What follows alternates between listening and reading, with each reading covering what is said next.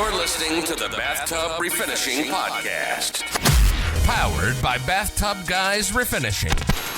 We discuss the refinishing industry, interview owners and operators, and give tips to business owners and entrepreneurs. Now, here's your host, Daniel Montalvo.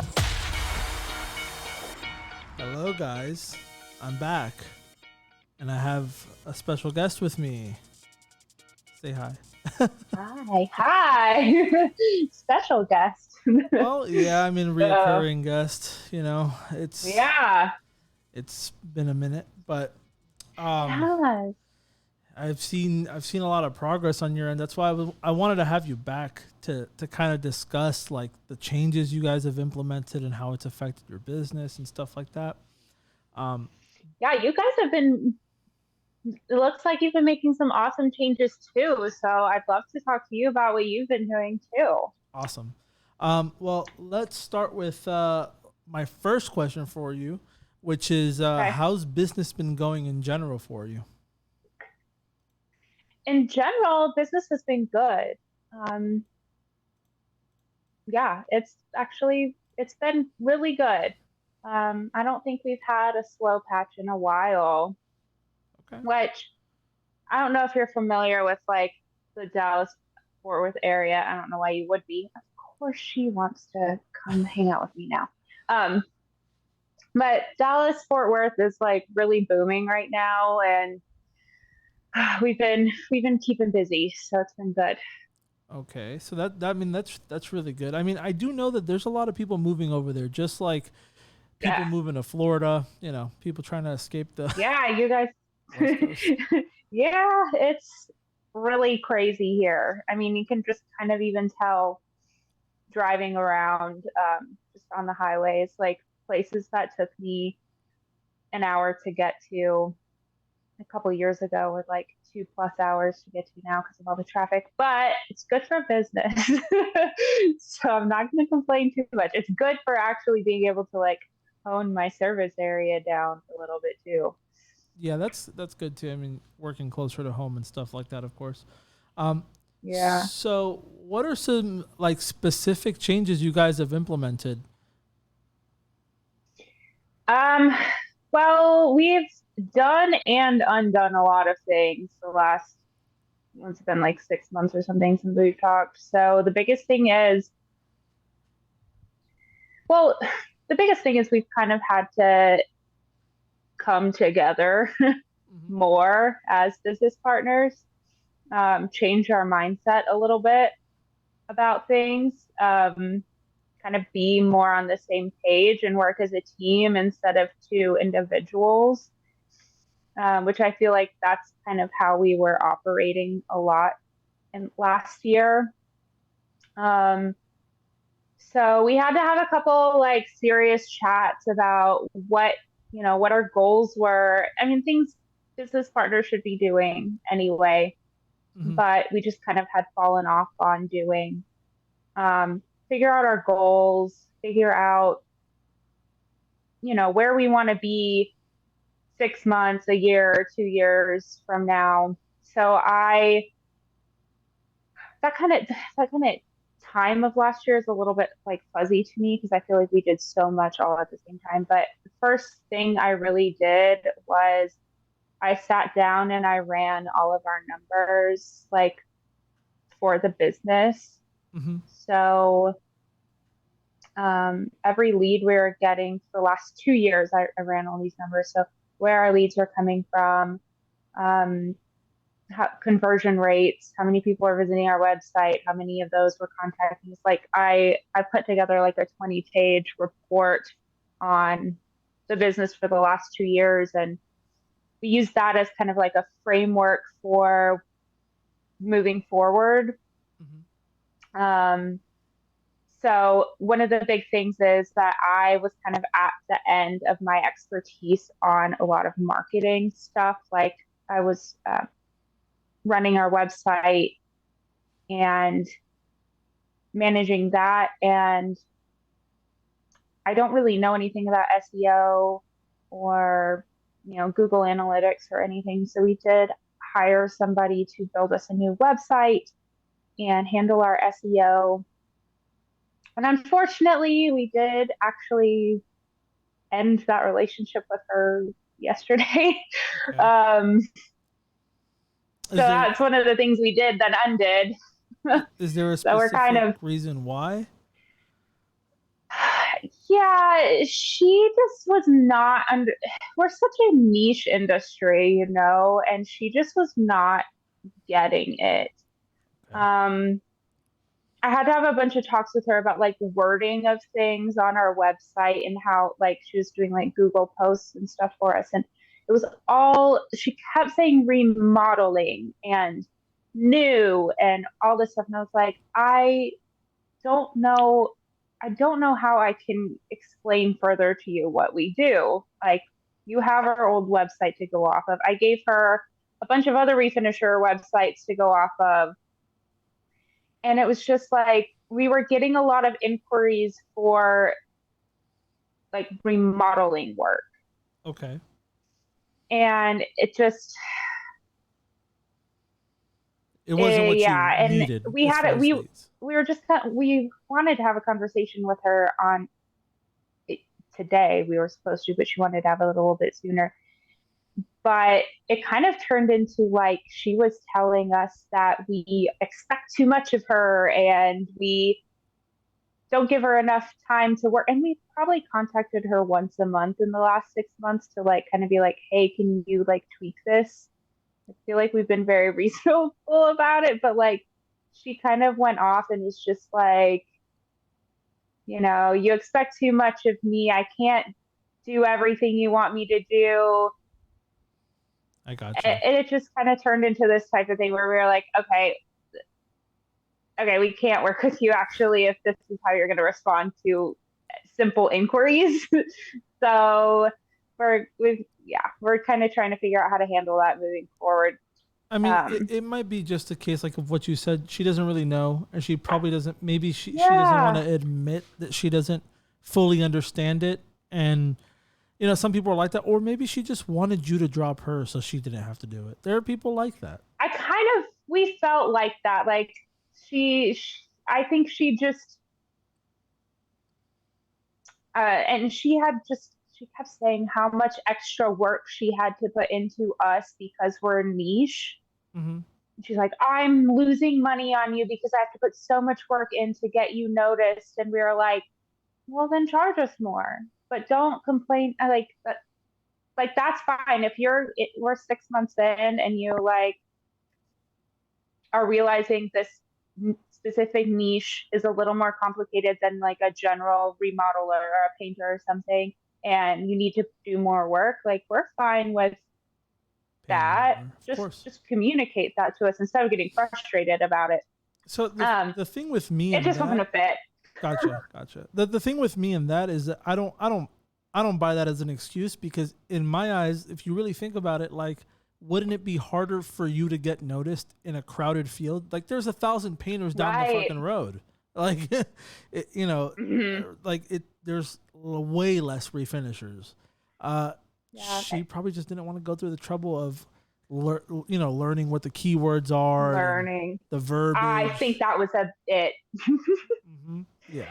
And like our website, I don't love our website, to be quite honest. Like, it looks a little bit more professional than our old one, but it kind of looks like she kind of just like had Chat GPI or something write all the copies. Like, it kind of sounds like very clunky and inhuman. Okay. And I had kind of mentioned to her a few times that like, hey, can we change like the wording on this to more reflect, I don't know. I feel bad that we invested a lot of time and money into it, and she did too. And she did put it. I mean, we did start ranking higher on Google and stuff, and all of that stuff is good. Mm-hmm. That's like the point of that. But it was just like becoming kind of like a strained relationship for some reason. So I'm on the hunt for someone new. Okay. But I got the truck wrapped, which has been awesome. Cool. It's funny. I was working in a neighborhood the other day, and a couple was walking their dog, and I happened to be in the truck, so I was just about to go run and grab some lunch. but they like knocked on the window and they're like, oh my gosh, we used you to refinish our bathtub 6 years ago. We actually have another one we've been meaning to contact you about. I was like, oh, awesome. Well, here's the card, so you have our number in case you lost it. We talked about the project, so that was cool. That's a cool thing about having like, a professional looking truck now. Of course, it's like low hanging fruit, really, because it's one of those things where, even if it's not a reoccurring person, odds are other people in a 30, 40-year-old neighborhood are going to need things done, or even in a new development where tubs are getting messed up. If it's happening in one, you could assume that every third or fourth house is going to need it too. So it's good that they know that you exist, Yeah, for sure. And then one thing we've been kind of looking into, I know you use Jobber, right? Yeah. Okay, so I might have to talk to you about that a little bit. Sure. Maybe off mic. But we were attempting to use a CRM.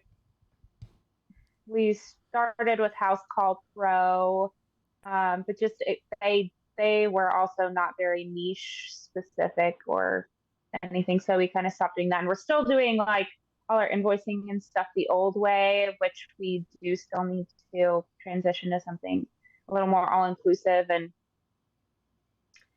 easy to manage. But and then social media has been a big one. I've been just the last month killing it. I've seen it. Oh, well, thank you. No, I just I had to let go of I'm so shy and awkward and stuff.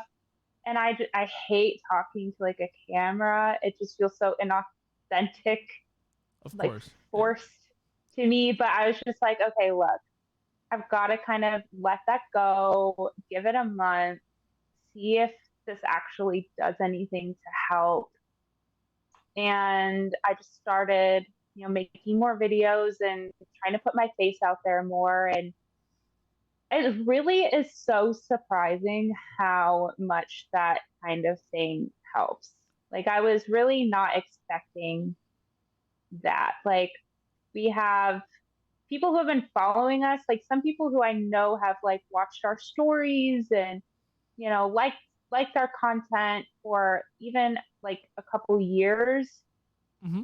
Who just in the last month since I started engaging in social media more have actually reached out for work to get done. So I was just like, oh, it's just people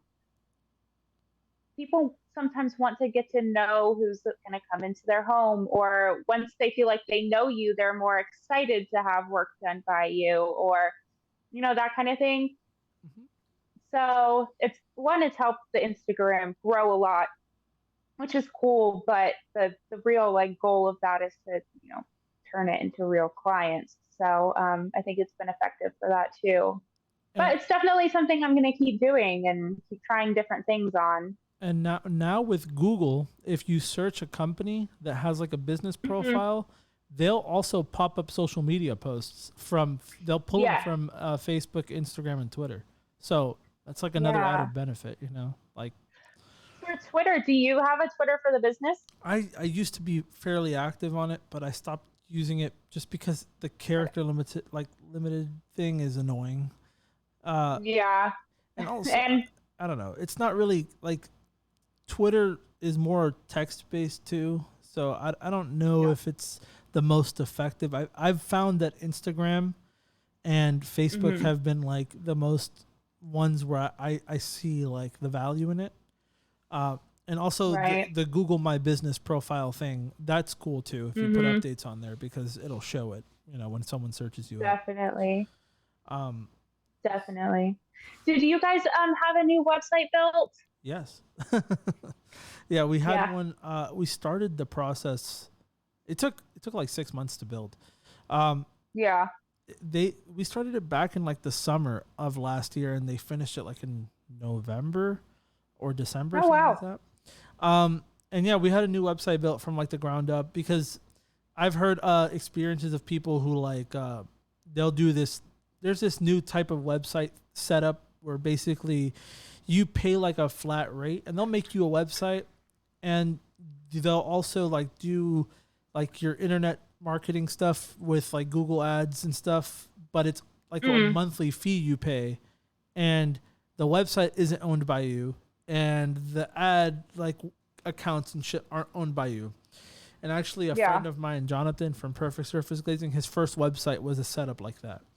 And the thing is, and you become kind of beholden to these people. They also own the domain names, which is so bad. Oh, no, yeah. And like 3 or 4 of the website people we called in Orlando, they all like operated like that. So we ended up contacting one that was willing to do the thing, you know, from the ground up, but it cost us a lot of money. It's like $9,000. It's crazy.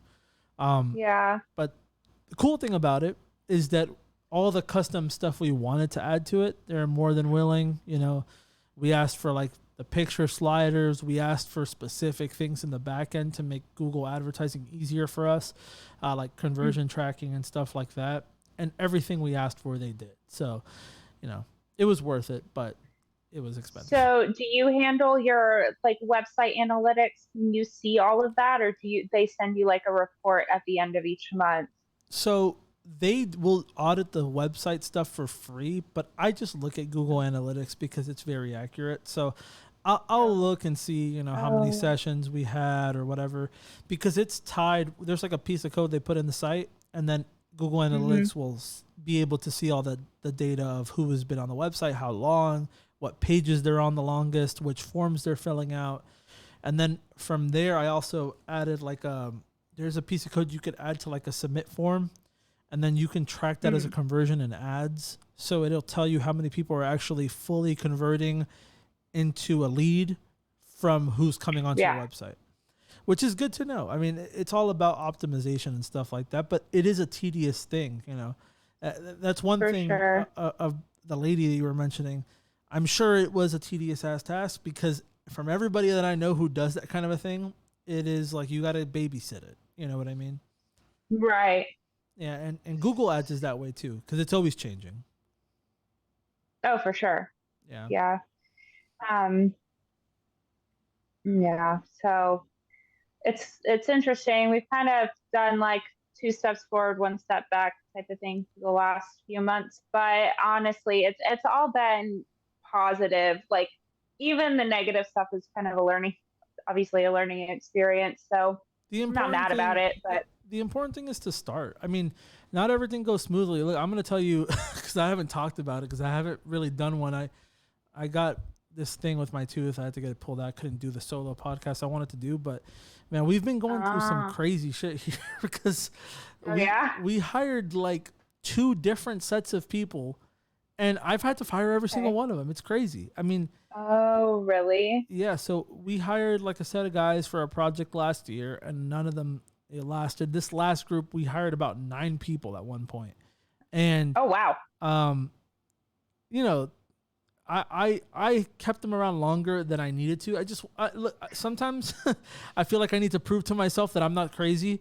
So I'm just like, oh, maybe they're not getting it. Maybe they need more time or something. And like, I look up and it's like, we're 6 months deep into a project and these people still don't know how to do basic things. Like they still don't know how to prep properly. They still don't know how to spray. Like, and we've been giving them training opportunities and the time and supervision, and it's crazy. Hiring people is hard as hell, man, because that's not something. Yeah, that's something I'm just like, I haven't had to deal with yet. And I that's one thing I really wanted to talk to you about, because I saw you were hiring a lot of people. So interesting. Well, recently I got lucky. So I found that on Indeed, you can search up, there's 2 different ways. You can put out a job ad and then people will respond to it, or you can search up people's resume like for keywords, and then you could reach out to them.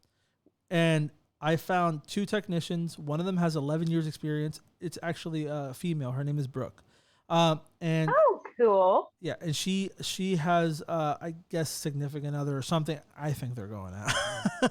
But he has like 6 years experience and worked with him at a different company.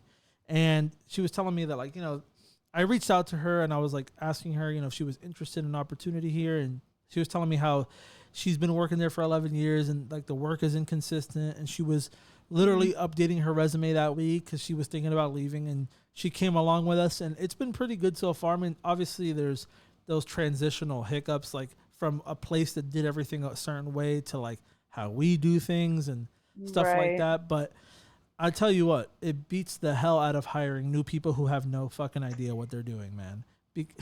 Oh, interesting. Even paying them more is worth it. Trust me. Like, it's crazy. So do you keep like, that's kind of one reason I haven't wanted to, or I've been hesitant, I guess, to like get into commercial work, like really high volume work, is because like, at what point in that process do you go ahead and hire somebody? Like, do you? It's hard to say, man. It's one of those things where like sometimes you kind of just got to do it out of the need, and then sometimes like, so our goal with the last set of hires was we basically sacrificed a project with the idea and the intention that by the end of it we'll have some capable people so that we don't have to scramble to look for people. And it didn't work. Yeah. It didn't work. Didn't work. The project had a dollar figure of about $136,000. Of that, we will profit approximately like $9,000. It hurts. Oh, it's not. Yeah. Fun. Yeah. Oh man. Well, you kind of have to do that type of thing to like build a strong team, hopefully as an outcome. Yeah, I mean that was the goal behind it, but it didn't work out. I mean, so we had 9 people doing 12 tubs for no reason. Like, it was the only reason I even tolerated it was because they're learning. So, but shit wasn't getting done. It's, everybody was trying to game the system. Hourly. Like, if I'd put them hourly, they try to milk the clock. If I tried to pay them a flat rate, the moment it would hit like the 4 or 5 hour mark, some people would leave and some people would stay, and those other people like weren't reporting that people were leaving, and then I would hear about it later after I paid them, and I'm just like, I paid this idiot a flat rate and he wasn't even there for half the thing. So the way that we're implementing it going forward is just quota based. I mean, you need to do these rooms, they need to be checked off by a supervisor, and if they're not, you're not going to get paid at all. And because other people ruin the system for everybody. Yeah. It's tricky. It's a balance. Yeah. So that's like a big debate I've seen among like on the Refinisher like Facebook group I'm in. How to pay people like hourly or per job or per day or what. Which group are you in? So it's I think it's just called. Is it the Refinishing Contractors one? Yeah, I think I'm in that, and then I'm in one that's specifically. Hold on. I got blocked by one of them for no reason. Oh really? Yeah, the one that's. Oh, that's so funny. Refinishing Contractors or something like that. I asked a question. Yeah, it's just Refinishing Contractors. Yeah. Yeah, I was blocked from that group. I asked a question about if people prefer like I think if it was like Top Coat versus Midwest or something, and then I just got blocked. I don't know if that's what did it. I don't know if somebody hates me. It probably is, because it used to be. I think the owner of that page took a step back actually and let someone else run it, because it used to be owned by the owner of Top Coat, and he would not tolerate any talk of any other products. Gotcha. Okay, that makes sense. But and then I am in one also that's specifically for people who use products from EAH in San Antonio, which are the products that I use. So that's a good one, like specific to that. But that Refinisher contractor one can be like chaos sometimes. I had to go off on a guy for like, well, I didn't go off on him. I just asked him a question, but I was tired of how he was talking about his like active employees. Like, I understand, like you had to fire these people, but like this guy would just talk about how stupid and incompetent his employees are, and I was just like, why are they your employees then? That's a reflection of yourself at the end of the day. Like, yeah, it's something that I even had to accept.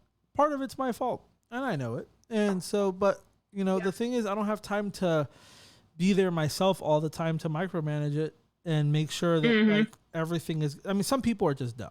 Let's, but there also is probably a bigger chunk of people who are just a little bit slower at learning, and this is something that's a skill, and not everybody picks it up after a week or two. So, in my personal situation, I found that it was just easier for me to just hire people with experience and pay them a little bit more. That's kind of the way we're trying to do it now.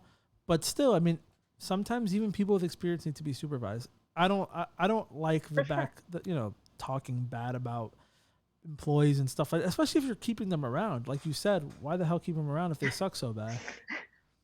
And it's just like all he would talk about is like, my dumb employee did this today. Oh, here's this dumb employee doing this.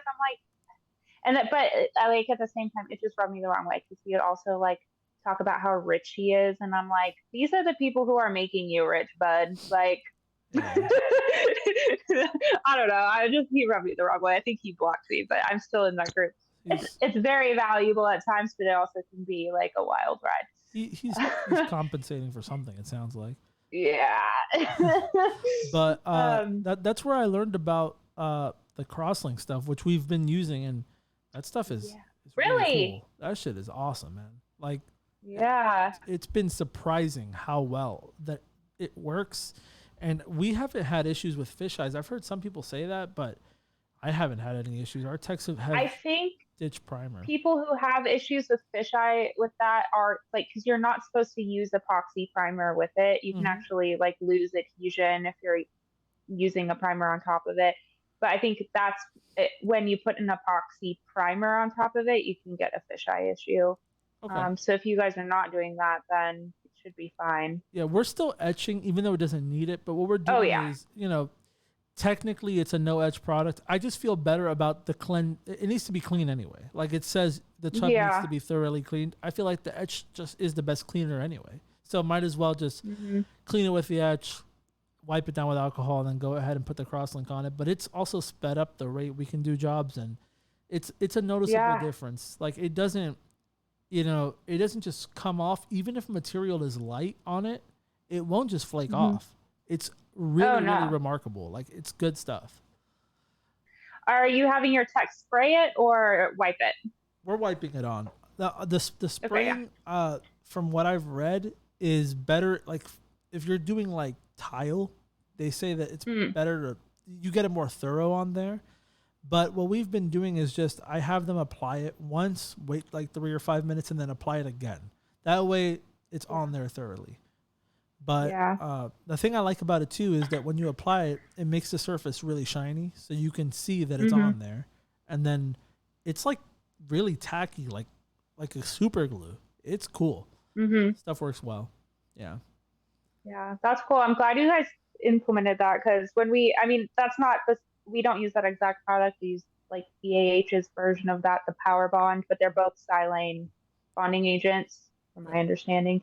But yeah, that like totally helps. Like, yes, it speeds the process along, but I feel like we haven't had any failures since we started using that. And sometimes with primers, like if we're just using a primer, and especially if it was like an older tub, like we would sometimes need to return to touch some stuff up, but haven't had any issues. It's awesome. Yeah, that stuff is awesome. It's remarkable stuff.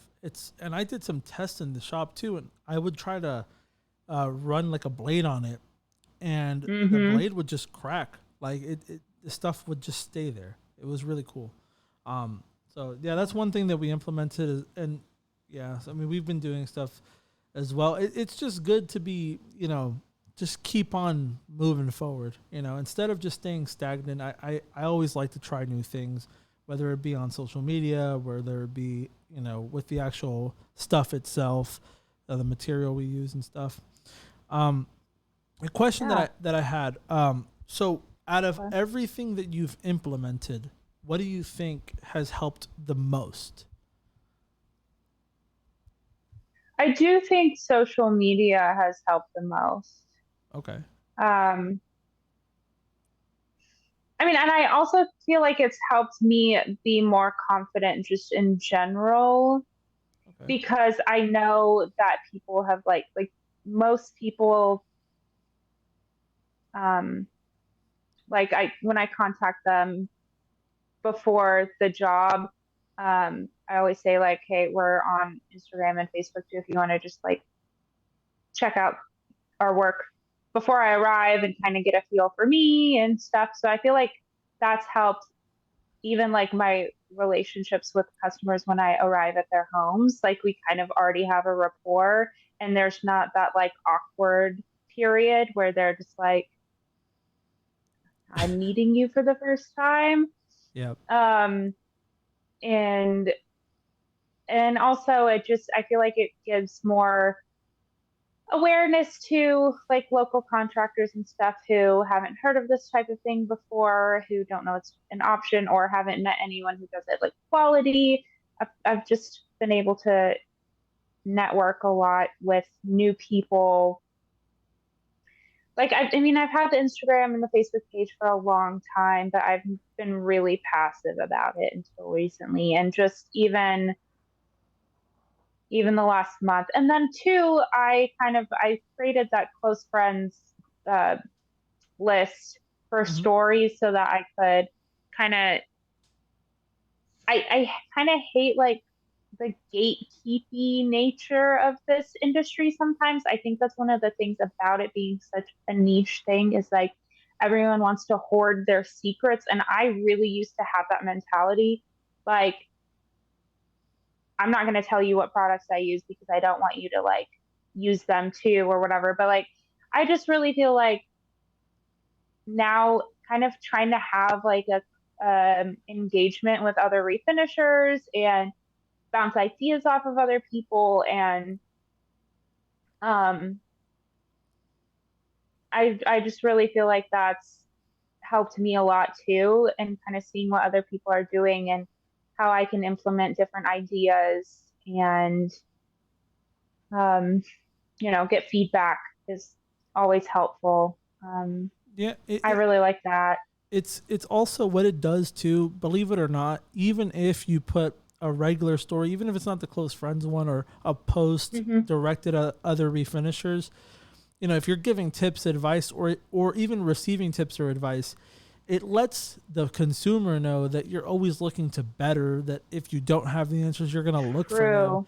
And also, if you're the one giving the tips, well, then you look like the expert. You know what I mean? Like, oh, look, all these other people are agreeing with her. She must really know her stuff. Like, you'd be surprised with the effectiveness of that. I've had people call me just because I post like the podcast clips, and they're like, it's really cool that you do something like that. I didn't even know this thing existed, and you have like a whole show about it. I'm like, yeah, thank you.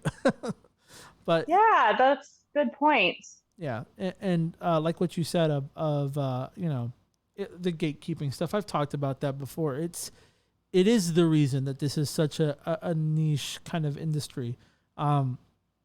People don't understand that if you just keep secrets, they die with you. It's stupid. Plus, anybody who really wants to know that bad, all they got to do is just Google long enough, or call manufacturers and be on the phone long enough. It's dumb, and nobody has a super secret way of doing anything really. Everything could be found out. You know what I mean? Right. Yeah. I mean, I used to get annoyed, like if someone would ask me, "Oh, that looks awesome. What product is that?" I'd be like, I tested out different products. I did the testing. I figured out what I like best. You do it yourself. But now I'm just like, I love this product here. Here's what it is. Yeah. You don't have to do it. Yeah, no, I definitely, I mean, I could sympathize with it. I was kind of the same way too in the beginning, but then what I noticed is that all the gatekeepers had one thing in common. They were almost all one-man shows. True. That's very true. And the more, I've learned that nobody's going to care as much as you. And that means the technicians too, as gifted as the tech, like in the future, when you do hire people, you're going to learn very early on, this person is capable. They do a good job most of the time, but they're not going to care as much as you. So you're going to have to babysit to a certain extent. So, and you know, those kinds of people that gatekeep and stuff like that, they also tend to be the ones who are like really tight-fisted. They also like want to be on everyone's ass. They can't accept even the smallest imperfection. It's like, well, perfection doesn't exist, man. Yeah. That's one thing I've really had to learn during this, is especially a product that like there's never going to be perfection in this. And you know, I just always, one thing I find so funny is like, so this is like some information about me, but I actually have OCD. Okay. Like actually, a doctor told me that. But when people are like, oh, this little piece of fuzz is like triggering my OCD, I'm like, first of all, same. can confirm that's true.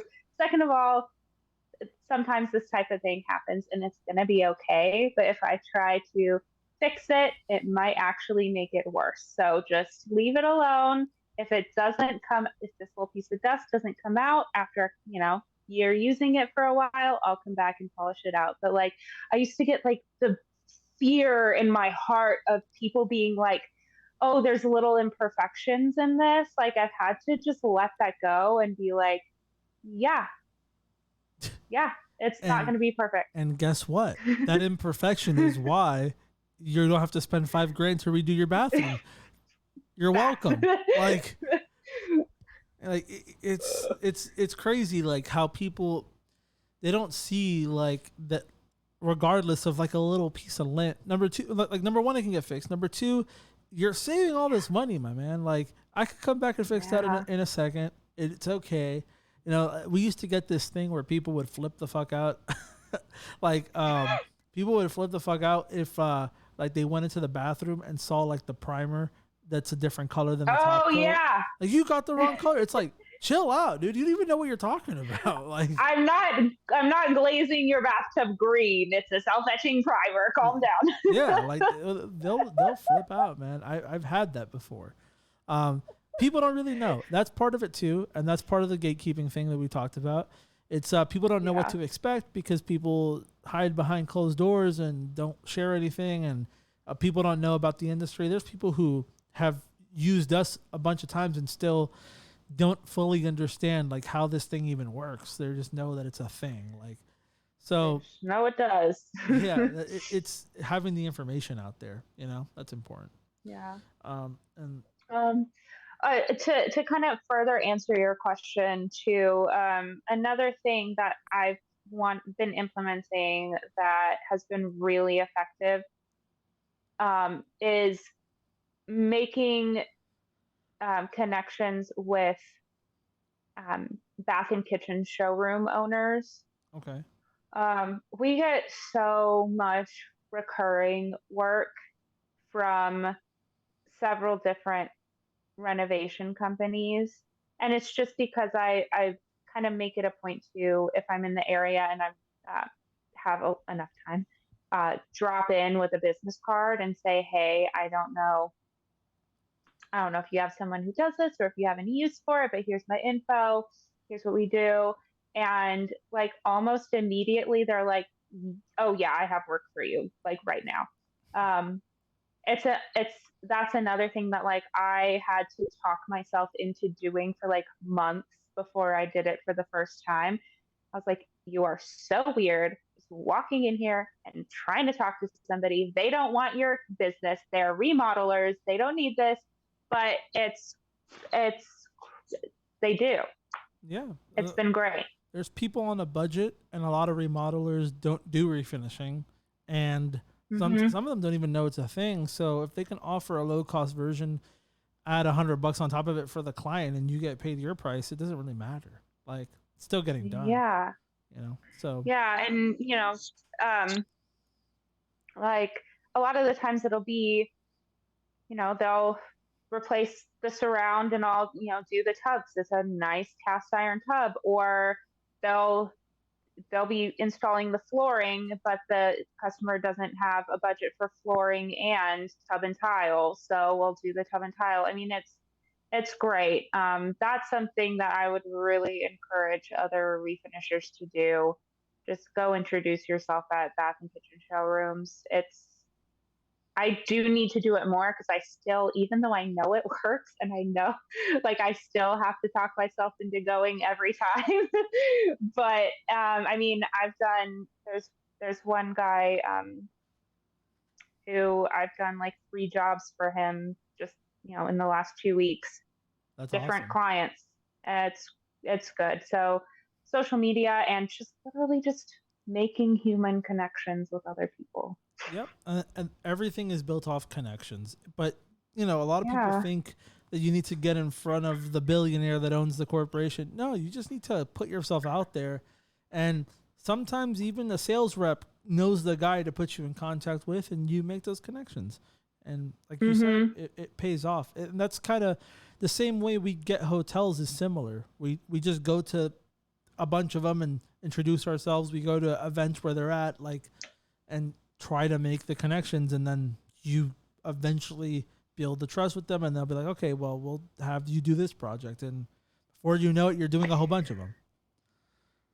Question for you about hotels. So what do you look for in a hotel that I guess the Orlando is so different than us because that you're like filled with hotels and resorts. Uh-huh. So probably there's no issue there, but like, do you like do research about how old the hotels are, and like, do you like look at pictures online? Like, how do you kind of figure out who you want to target for that? Okay. Here's if you're comfortable. Here's what I'll do. I'm gonna let me cut the podcast here. I'll start another one. Oh, okay. Because I can go into depth about this. Okay. So let's go ahead and end it here for now, and then I'll pick it up for you. It's not going to be anything for people listening or watching it. They're gonna have to wait. Yeah. All right. Okay. So we'll talk about that on the next one. I'm gonna go ahead and put the logo screen up, and then we'll start the other one. Okay. Awesome. You've been listening to the Bathtub Refinishing Podcast. If you liked what you heard, be sure to keep up with the Bathtub Guys on YouTube, Facebook, and Instagram, or visit BathTubGuys.com for more. Thanks for listening, and we'll see you next time.